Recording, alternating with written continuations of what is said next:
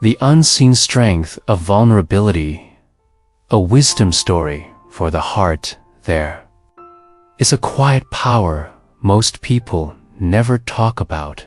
It's not loud. It doesn't show off.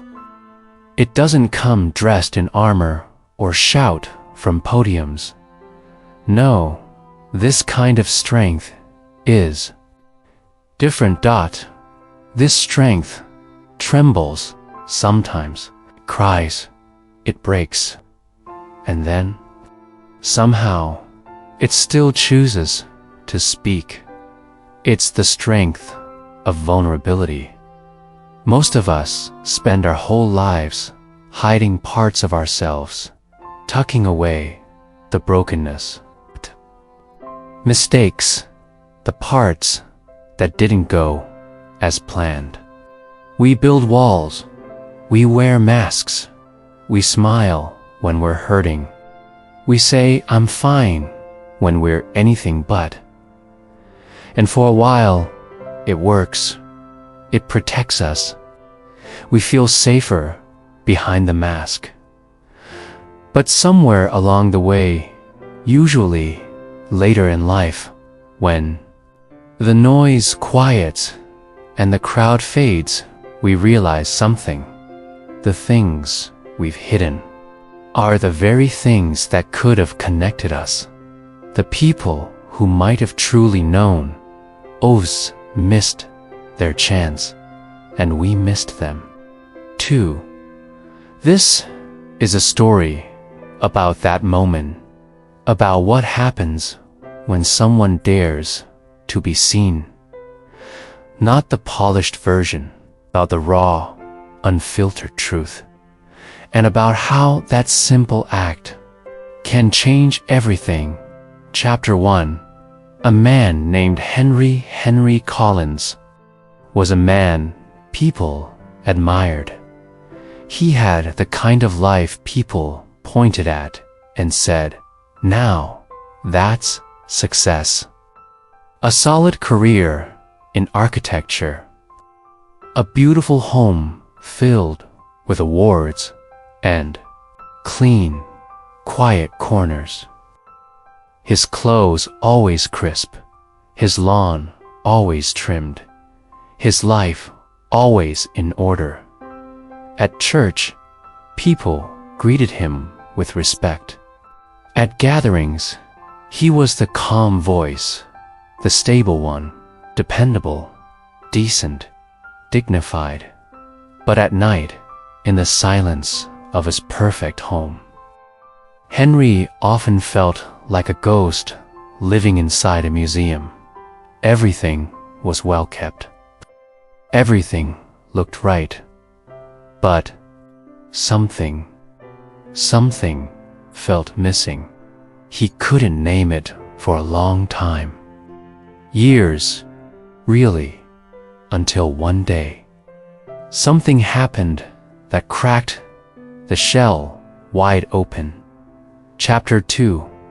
The letter. Was a Thursday afternoon when he found the letter. He wasn't looking for it. He had gone up to the attic to find an old photo album for his niece, but instead, he found a dusty box tucked behind a broken lamp. The handwriting on the envelope stopped him cold. It was his mother's. She had passed away 15 years ago. A quiet, elegant woman who rarely spoke about feelings. They had never been close, not in the emotional sense. But she was proud of him. Always said, so that still, there had always been a distance, a silence between them.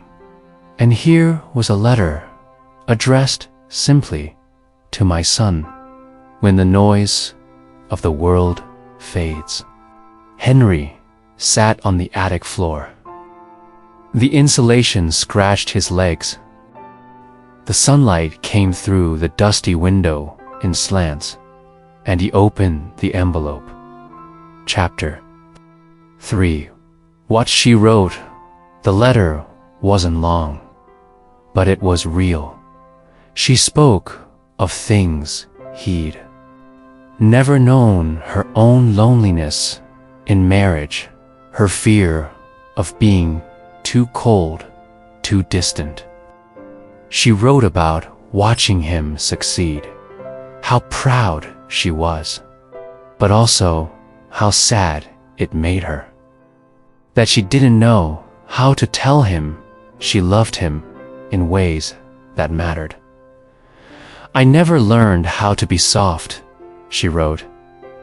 "I thought strength meant silence. I was wrong."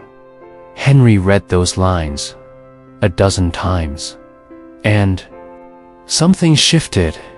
In all his years of building things, homes, plans, a reputation, he had never built space for that kind of honesty. That kind of softness. His whole life, he'd been trying to be strong. And here was his mother from beyond the grave, telling him that real strength might look very different. Chapter 4. The first crack. That night, Henry didn't sleep much. He sat on the couch, that letter on his lap, staring into the quiet living room. He thought about how many people had passed through his life, co-workers, neighbors, even his late wife, and how often he had kept part of himself back. He had loved, but from a distance. He had cared, but carefully. He had never wanted to be a burden, never wanted to make a scene. He believed in managing emotions, not expressing them. But what if that had cost him something? What if strength was actually the ability to be seen, to risk being misunderstood, yes, but also to risk being loved? Chapter 5. A different conversation. It started small. He called his brother. Man, he hadn't really spoken to in years. Not deeply, anyway. They'd had a falling out after their father's funeral. Something about the will. But really, it was about hurt and old patterns. Neither had the language for . Henry didn't plan a big apology. He just said, "Hey, I miss you. I'm sorry for the silence. I'd like to talk if you're open." And to his surprise, Tom said, "I'd like that." It wasn't easy. The conversation was awkward, slow, filled with pauses, but it was real, and it was a beginning. Chapter 6. The Ripple Effect. Something happens when you let your guard down. Not all at once. Not in a dramatic, movie-worthy way, but quietly, gently, like light coming through a curtain. Henry started having different kinds of conversations with his neighbors, with old friends, even with a young man at the library he always nodded to, but never really spoke with. He began to share pieces of himself, not just the good news, the accomplishments, the all is well masked, but the doubt, the losses, the memories he used to keep boxed up. And something unexpected happened. People leaned in. They didn't turn away. They didn't judge. In fact, they opened up to . Chapter 7. The woman at the cafeteria was one moment that really brought it home. Henry had taken to visiting the small cafe down the street. There was a woman there, maybe in her late 60s, with kind eyes and a crooked smile. They'd exchanged pleasantries before, but nothing deep. One rainy afternoon, he found himself sitting across from her. They were both alone, sipping tea, and he said something he hadn't planned. I used to think being strong meant never letting anyone see me cry. He said softly, but lately, I wonder if that's why I felt so alone. May looked at him for a long time. Then, with tears in her eyes, she said, I thought I was the only one. They sat there in silence, two people from different lives, sharing something weightless and heavy all at once. It wasn't a therapy session. It wasn't a dramatic moment, but it mattered. It mattered because it was true. Chapter 8. A different kind of legacy. We talk a lot about legacy, about what we leave behind. For most of his life, Henry thought that meant buildings, plans, assets, a clean obituary. But he came to realize something far more valuable. Legacy is also made of moments, of conversations where someone felt seen, of memories that didn't need to be perfect, just honest, of children who grow up knowing that strength includes softness, of friends who remember how you made them feel, not just what you achieved, and of letters like the one from his mother that arrive, not with answers, but with an invitation. Voice softens even more.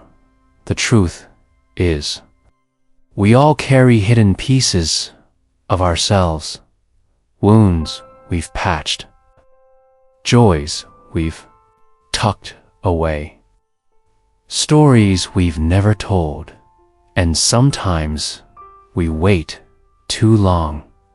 We wait until the end to say the things that mattered most. But what if we didn't? What if we let ourselves be known now, fully, bravely? The morning after Helen's breakdown, the world didn't end. The sun still rose, birds still chirped, but something inside her had shifted. She sat at her kitchen table, nursing a mug of black coffee, and for the first time in what felt like decades, she let herself breathe without holding her breath for someone else. The silence in her home no longer mocked her. It comforted her. You see, we often think we must keep it all together, especially as we age, as if crumbling is a young person's right. But Helen had realized something radical. Being vulnerable doesn't make you less, it makes you more. Asterisk. That morning, she called her daughter. It wasn't a perfect conversation. There were long pauses, awkward stumbles. Helen had to swallow pride, more bitter than coffee. But when she said, "I've missed you," and her daughter said, "I've missed you too," something old and aching inside both of them softened. They agreed to meet for lunch, not to fix everything, just to share space. That's where healing starts, isn't it? Not in fixing, but in allowing. Helen began journaling. But because she wanted to understand herself, not as a wife, a mother, or a retiree, but as Helen, just Helen, the pen helped her unlock memories she had buried deep, dancing barefoot in a summer storm at 19. The first time someone broke her heart, the way her father hugged her tightly before walking her down the aisle. She cried over pages. She laughed too. But mostly, she remembered that behind every role she played was a woman, real and alive. She even began attending a small community circle at the local library, a space where older women gathered to talk, not gossip, but talk about grief, aging, family, and the silent things they'd never said aloud. Asterisk, and oh, how the stories poured out. One woman spoke of how she still missed her husband after 17 years, especially on Sunday mornings when the toast always burned. Another confessed that after raising 4 kids, she felt invisible, useless. Even Helen didn't offer advice. She just listened, and when her turn came, she didn't hold back either. I used to think vulnerability meant weakness, she told them, but I was wrong. It takes guts to sit in your own skin and say, "Here I am, flaws and all." Heads nodded, tears glimmered. In that quiet circle, with no applause, no social media, and no need to perform, Helen felt more powerful than she ever had at any boardroom table or PTA meeting. Isn't that what we're all craving deep down? Asterisk, not to be admired, but to be seen, not to impress, but to connect. And that can only happen when we're honest, not perfect, just honest. Helen wasn't suddenly fearless. She still struggled some days. Loneliness crept in like fog. Old regrets whispered. But now, instead of pushing those feelings away, she faced them. Sometimes she lit a candle for no reason at all, just to remind herself that light still belonged in her space. She'd write letters to people she never sent, because letting the words live outside her chest felt lighter.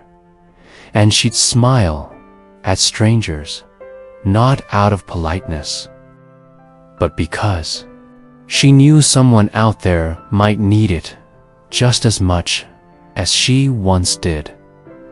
Asterisk, one afternoon, sitting at a park bench, Helen met a man named Thomas, widowed, retired naval engineer, soft-spoken, wore the same blue cap. Every day, they didn't flirt. They talked. They talked about things like how hard it is to sleep alone after 40 years of not doing so, about how much music can sting and soothe all at once, about how the older you get, the less you care about being right, and more about being real. It wasn't romance, it was resonance, and that was enough. Asterisk, in a world that sells us strength as stoicism.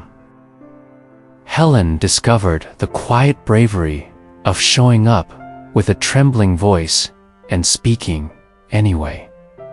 She stopped saying, "I'm fine," when she wasn't. She stopped apologizing for crying. And she learned that every time she opened up, she gave others silent permission to do the same. One day, she sat with her granddaughter, who had just come out of a painful breakup. "I feel like I'm falling apart," the girl said. Helen took her hand. "Maybe," she whispered, "you're just falling into place." They didn't fix the pain, but they sat in it together. And that made all the difference.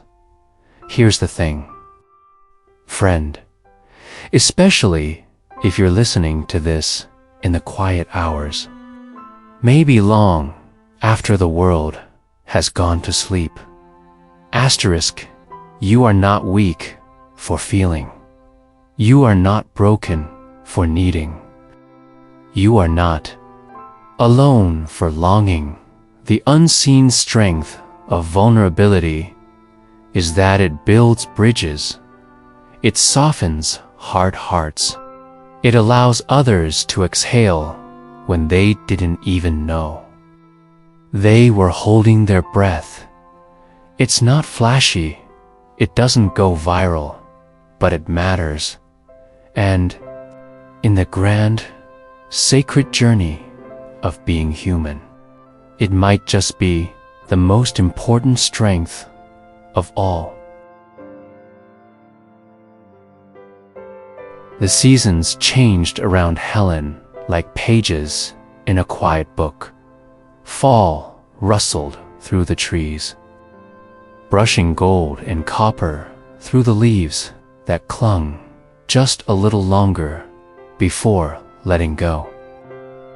The way the morning light hit the chipped teacup she loved, the way silence wrapped around her home like a soft shawl instead of a cold emptiness.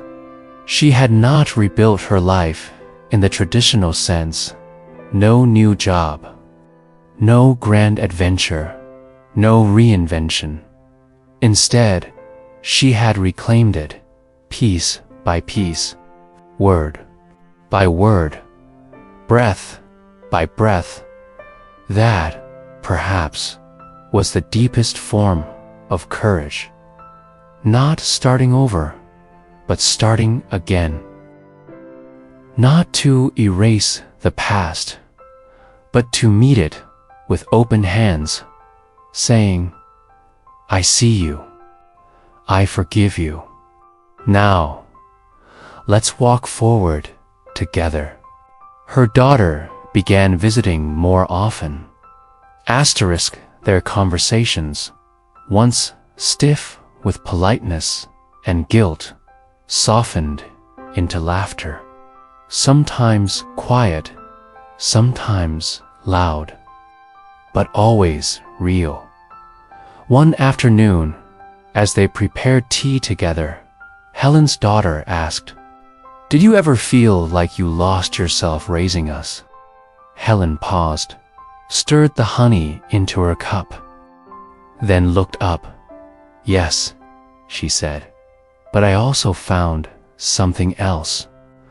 I found love I never knew I was capable of. And now I'm finding me again." They didn't need to say much more. The truth hung in the air between them, tender and whole.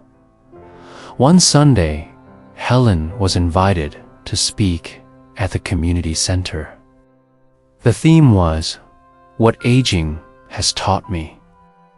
Asterisk, she almost declined, but something inside her, that quiet strength she'd grown to trust, nudged her forward. She stood in front of a room of gray hair and curious eyes. No PowerPoint, no notes, truth. I used to think strength meant being the one who never cried, she said. The one who smiled through everything. The one who carried everyone else's weight. But now I know, strength is letting someone carry you for a while, saying, I'm tired, or I don't know, or even just help. There were nods, a few sniffles. Someone clapped softly, reverently. Helen smiled. Asterisk, I'm still learning, she said. But I think the best part of aging isn't becoming wise. It's becoming true. People started reaching out to her. A neighbor whose husband had left after 30 years. A friend who was grieving a child lost decades ago but never spoken. Of Dot, they came not because Helen had answers, but because she no longer pretended to. She listened. She held space. She cried when others cried, and laughed when they laughed. And when someone asked, "But how do you stay strong?" she'd say, "I don't. I stay open." Helen and Thomas became something soft and steady. They had their own homes, their own rhythms. They didn't blend lives, they walked beside one another, sometimes sharing soup, sometimes silence, sometimes stories they'd never told anyone else.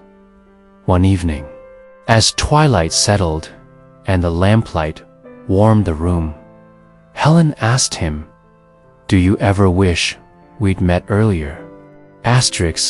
Thomas looked at her, gentle eyes behind wire-rimmed glasses. "Maybe," he said, "but then we wouldn't have known what we know now." And that was the truth, wasn't it? There's a wisdom that only comes after you've fallen and risen, after you've broken and healed, after you've lost and kept walking anyway. Helen began writing letters to her younger self. "Dear Helen," one began, "you tried so hard to be good, to be enough. You thought if you were quiet, kind, and useful, you'd be loved forever. But darling, love doesn't come as a reward. It just comes, and you always deserved it." Another letter read, "You will be told you're too much, too emotional, too sensitive. But your softness is not a weakness. It is your gift. It lets people breathe. Don't let the world harden it. Let it shine." She never mailed these letters, of course. But in writing them, she stitched together parts of herself, long left behind, and slowly, beautifully, she became whole. Her granddaughter, now in college, began calling more. One night, after a particularly hard week of exams and heartache, she asked Helen, "How do you stop being scared?" Helen laughed softly. "You don't, sweetheart. You just learn that being scared doesn't mean you're weak. It means you care, and you keep going anyway." Pause. Even when you cry, especially when you cry. There was quiet on the line. Then the sound of soft weeping. Helen closed her eyes, her hand resting over her heart. "You're not alone," she whispered, "because really, that's what every human longs to hear, isn't it? You're not too much. You're not too late. You're not alone." Years passed. The house stayed the same, mostly. A few more creaks in the floors, a few more plants in the window, a deeper sense of peace in the walls. Asterisk Helen aged gracefully, not in the magazine way, but in the soulful way. Her wrinkles told stories. Her hands carried history. Her voice softened but grew stronger with truth. And when asked how she stayed so light, she'd say, "I stopped carrying what wasn't mine. Guilt, shame, expectations, all that weight, it wasn't mine to hold." That, perhaps, was the most radical lesson she had learned. Letting go wasn't giving up.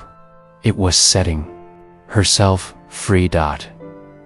And even now, if you were to sit beside her on that familiar bench at the park, she might turn to you with a knowing smile and say, "You know, I thought I lost everything once. But that's when I finally found me." And maybe, just maybe, you'd feel the same.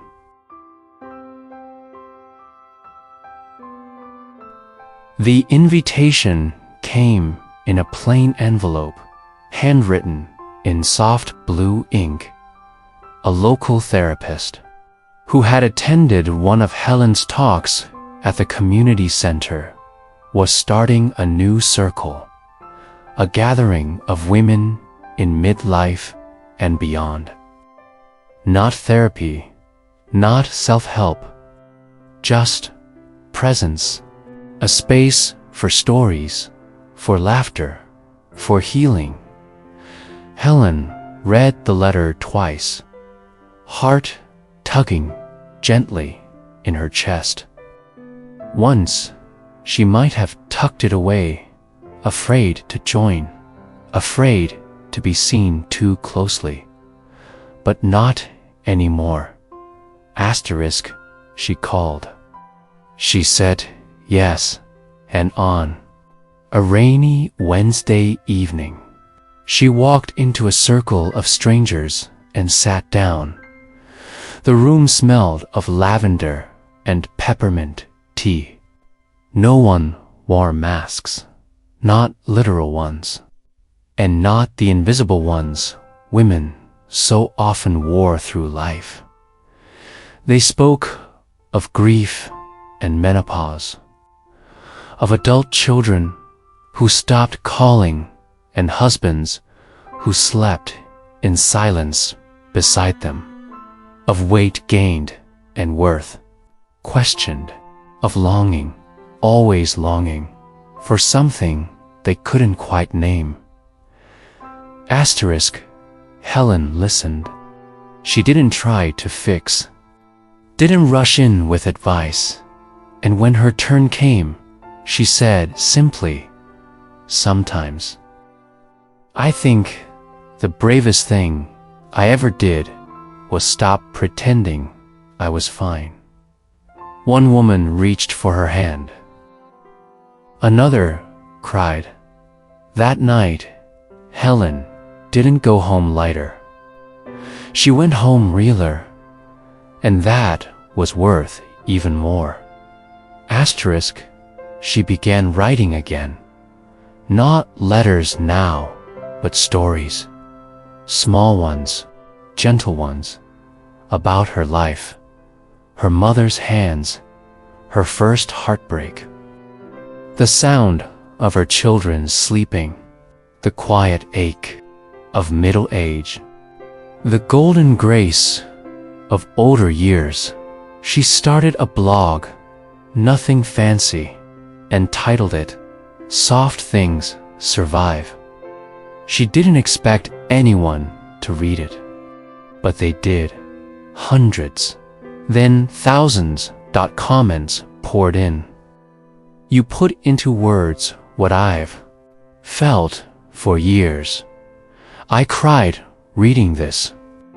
I thought I was the only one." Asterisk, Helen didn't write for praise. She wrote because truth, once freed, longs to reach other hearts. And in that truth, Helen became, in her quiet, unassuming way, a kind of guide, not a guru, just a woman who had walked through fire and now walked beside others still burning. She didn't preach. She didn't lecture. She simply shared. One post titled, "The Day I Stopped Apologizing for Being Tender," went viral in it. She wrote, "I've spent decades apologizing for crying too easily, caring too hard. But no more. Tenderness is not fragility. It is fierce. It is radical. It is needed.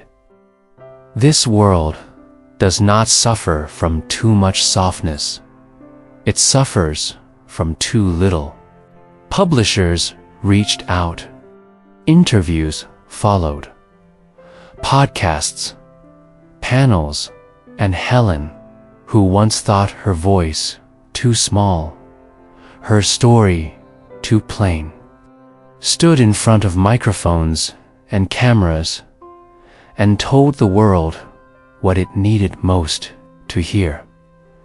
It's okay to not be okay. It's okay to want more. It's okay to start over at 70. And people listened. Because she didn't come from theory. She came from life. But fame was never the goal. Connection was . And when the spotlight faded, Helen returned, not diminished, but rooted. She still fed birds on her porch, still watched old movies with Thomas, still walked slowly down the grocery aisle, selecting apples with care. Asterisk, she lived simply, not because she had to, but because she chose to. In every act, folding a blanket, answering a letter, planting tulips, she poured presence. And in that presence, others felt seen. One day, a young woman knocked at her door. Shy, awkward. She held a printout of one of Helen's essays. It was folded and refolded, edges soft from where my mom sent me. "This," she said, I had to meet the woman who wrote it." They sat on the porch. Tea. Sunlight. Asterisk, the girl cried. Helen listened. "I'm always trying to be strong," she confessed. "But it feels like I'm breaking inside." Helen reached across the table, placed a wrinkled hand over hers. "You don't have to hold it all alone." The girl wept harder, but her shoulders softened. Sometimes, that's all we need. Someone to remind us that we're allowed to be human. Helen turned 80, quietly. Asterisk, no grand party. Just dinner with family and a few friends, Her granddaughter baked the cake lemon with lavender frosting. Her daughter brought a photo album. And Thomas, now in his late 80s, brought a letter he'd written by hand.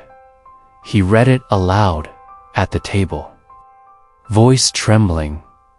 "Helen, I have watched you bloom in reverse, not from bud to blossom, but from armor to openness. You are not who you were when I met you. You are braver, softer, wiser, and every day. You teach me that growing older doesn't mean growing smaller.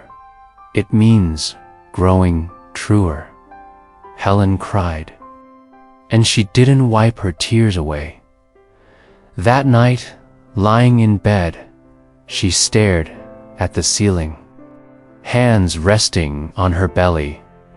She thought of all the versions of herself: the young girl who wanted to be loved, the mother who gave everything, the woman who nearly disappeared, the one who rose again. They had all lived inside her, and none of them were wrong. Asterisk, they had all done their best. Helen whispered into the dark, "I see you. I forgive you. I thank you." And in that quiet blessing, she slept. There were still hard days, of course, a friend's funeral, a frightening diagnosis that turned out to be nothing, an unexpected letter from her ex-husband. Asterisk, but she no longer panicked. Pain didn't scare her anymore. It was just part of the river. She let it flow through her, knowing it would pass, knowing it had something to teach. She no longer asked, "Why me?" She asked, "What now?" And always, the answer came back: live, feel, love, let go. If you were to ask Helen now, sitting beneath the pear tree in her backyard, mug of chamomile in hand, what mattered most, she might smile and say, "Let people in." He'd pause, sip asterisk, and let yourself out. One day, her granddaughter, now a woman of her own, brought over her baby boy. Helen held him, heart swelling with a love too big for words. She kissed his soft forehead and whispered, "Be kind, little one. To others, yes, but mostly to yourself." And as the baby cooed in her arms, Helen knew the softness she had once been told to hide would now be passed forward. That tenderness wasn't a curse. It was a legacy. The garden bloomed wildly that spring. Not neat rows, not perfect symmetry, but alive, untamed, free, just like Helen. He began to see that he wasn't alone in his fears. Everyone carried their own kind of quiet battle. A neighbor with the perfect lawn hid a broken marriage. A friend who always smiled had lost a child years ago. A cousin who never showed up for family dinners was drowning in silent depression. Once he opened up, others did too. And slowly, a strange and beautiful thing began to happen. He felt less ashamed of being human. Asterisk. That's the first thing vulnerability does. It lets us exhale. It unchains us from the false perfection we think we have to wear, like armor.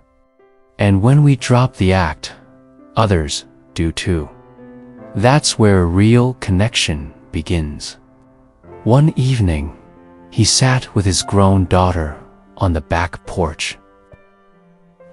Sky was the soft color of fading light peach and gray, with a breeze that smelled like coming rain. She looked tired. He could see it now, the way her shoulders slumped, the way she hadn't really smiled in days. And this time, instead of offering advice or trying to fix her, he just said gently, "You look like you're carrying something heavy."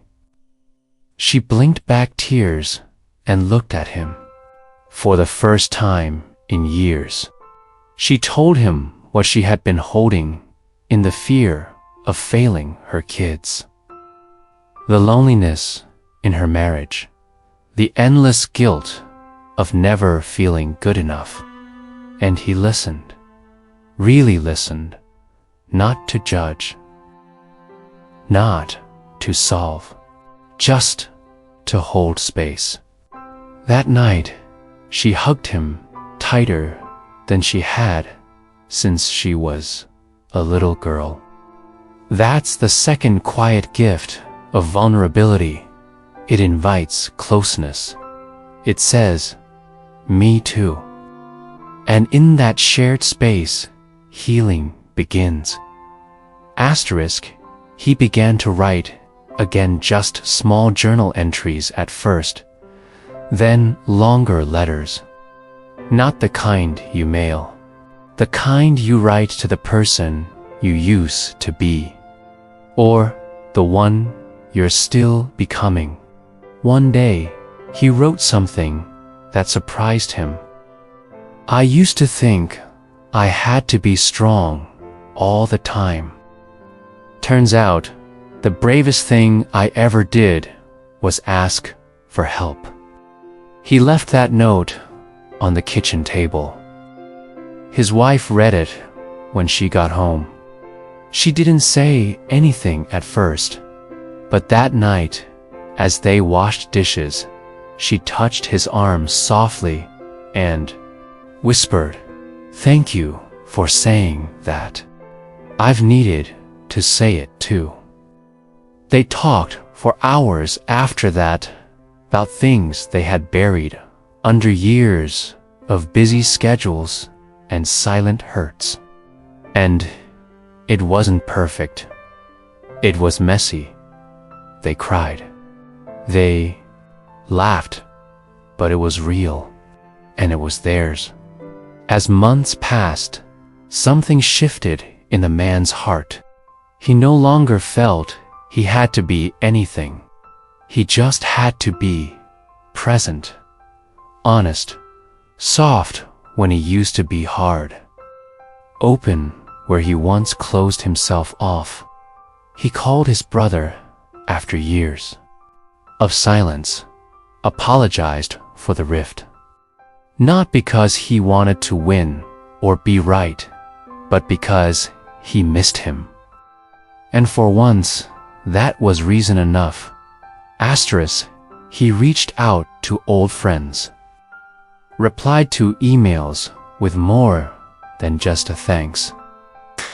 He shared memories, shared pain, shared hope.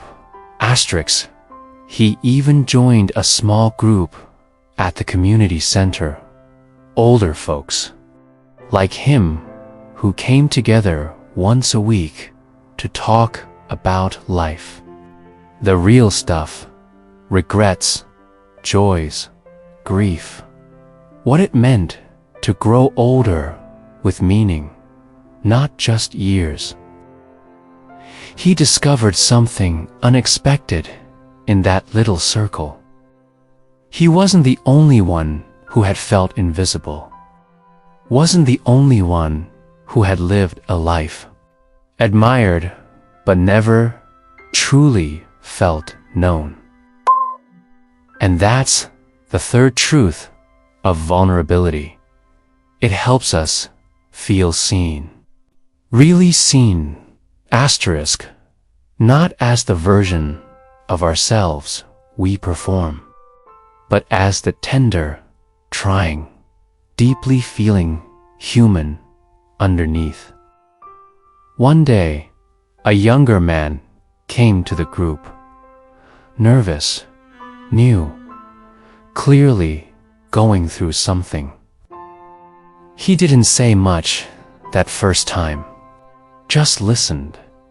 But the older man noticed him, saw the way his hands fidgeted, the shadows under his eyes. After the session, he walked up and said quietly, "You don't have to say anything now, but when you're ready, we're here." The young man nodded, eyes glassy dot, asterisk. 2 weeks later, he shared his story: a divorce, a lost job, a father he never reconciled with. As he spoke, the older man held his gaze and gave him what he wished someone had given him years ago: permission.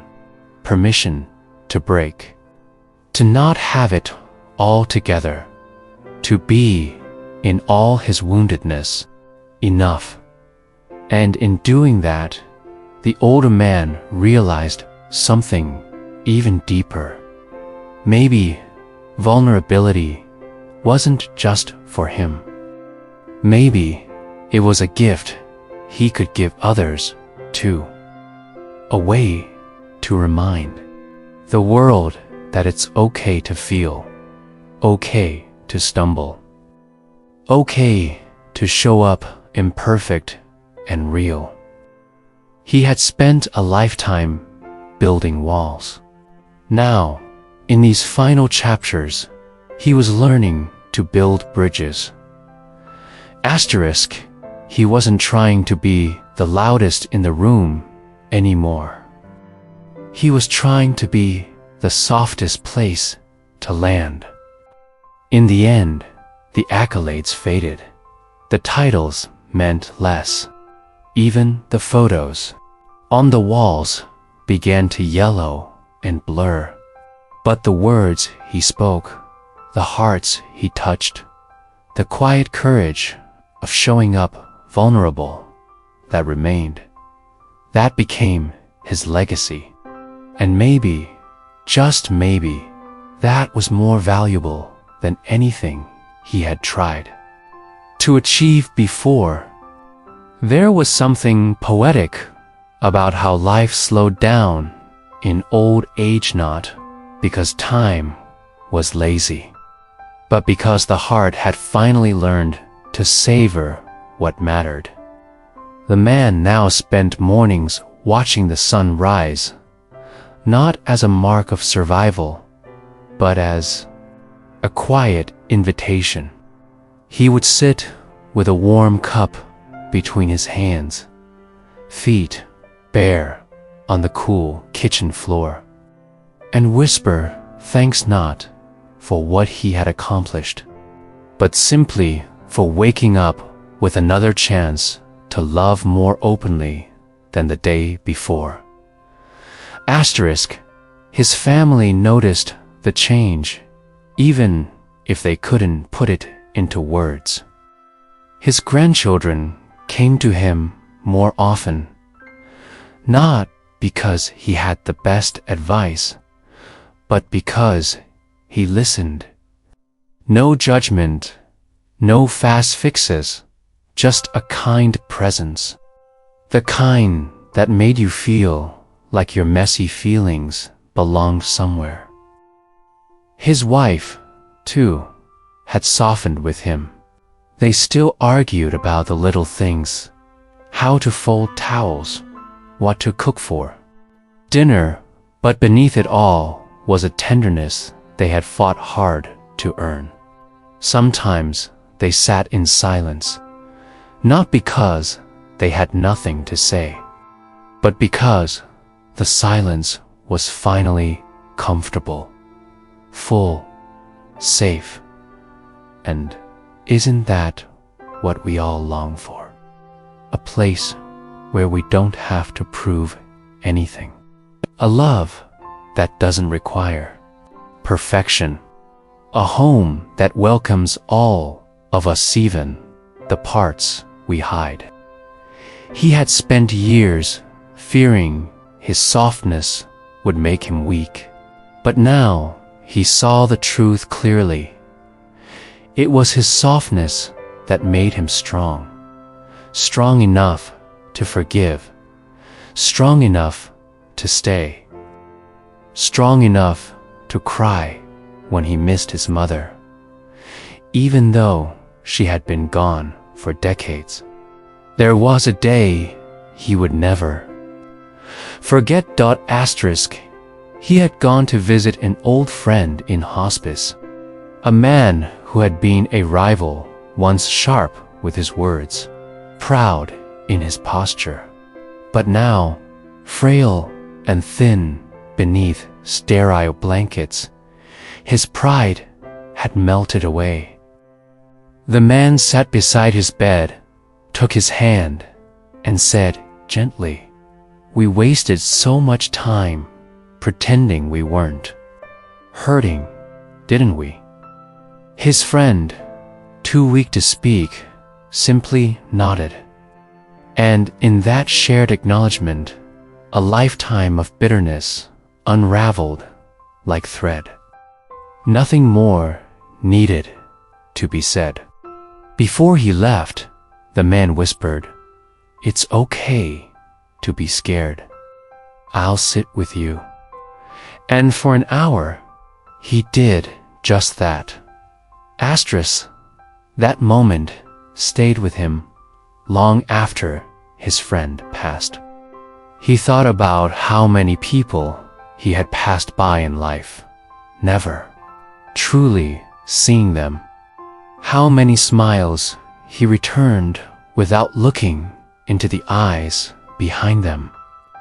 How often he rushed to be fine instead of saying, "I'm not okay, but I want to be." He began writing letters again, this time not to himself, but to others. Handwritten notes to people who had shaped him. Some were apologies, some were thank yous. Some simply said, "I see you." He mailed them without expecting replies. And yet, replies came. A cousin he hadn't spoken to in 30 years called in tears. A former colleague who had once confided in him wrote back, saying, "Your words arrived on a day I needed to hear them most." Even his estranged son, who had drifted so far they barely exchanged birthdays, wrote one sentence that undid him completely. "Dad, I always thought you were too distant, but now I see you trying. And that means everything," he wept. Not because the pain was gone, but because love was finally flowing again. He started to believe something radical, that it's never too late to say what matters. Never too late to start over, even if only in spirit. Never too late to choose openness. Even after years of guarding the heart, he joined a storytelling night at the local library. Older folks were encouraged to share memories, funny, hard, joyful, true. When his turn came, he stood, hands trembling, and told a story about the day his daughter fell off her bike and cried, not from pain, But because she thought she had disappointed him, I didn't hug her. He admitted to the room. I told her to get back up and be strong. I thought I was helping. But I realize now, she didn't need strength. She needed softness. She needed me to kneel and say, "I'm here." There was a stillness in the room when he finished. Asterisk, a kind of holy hush. And then applause, not loud, but warm, human, real. Afterward, a woman approached him, wrinkles around her eyes, cane in hand, and said, "Thank you." I needed to hear that. Maybe I'll write him a letter. That's the final, quiet gift of vulnerability. It creates ripples. It doesn't need a stage. It doesn't demand credit. Asterisk, it just reaches like water finding cracks in dry ground and brings life where hardness once reigned. In the end, the man didn't leave behind a great empire or best-selling book. He left behind something smaller, more sacred, a trail of soft moments, a family that remember asterisk